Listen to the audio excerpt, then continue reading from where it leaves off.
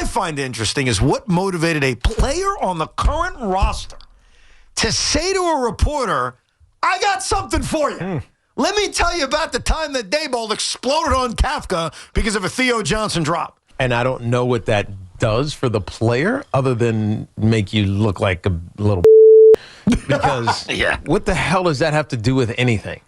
If how he coaches doesn't determine, or how he handles his emotions with another coach has nothing to do with you. Like it doesn't make sense to me. Now, if it's a player talking about him talking a certain way to a player, I get it. But that doesn't make any sense to me.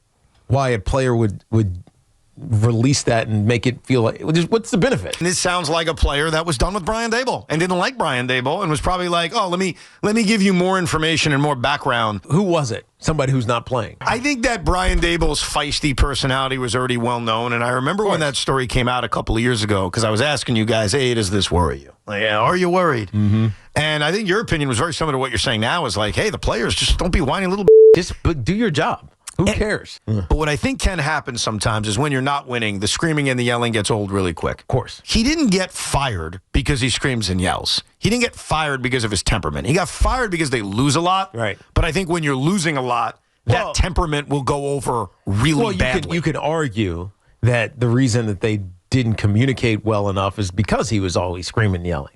And again, I'm saying always. That's only because that's how it's presented. But I don't know if that was the case. He would scream and yell at the referees, for sure. We would see that on game day. We all love that, though. We would see him every now and then scream at a player or a coach because of a mistake that happened on game day. But it's not like he was screaming and yelling 60 minutes out of 60 minutes. He's gone. Why crap on a guy when he's gone? And he's also gone. It's like petty. He's also gone for the most obvious reason. They didn't win. Exactly. I mean, that's all that matters.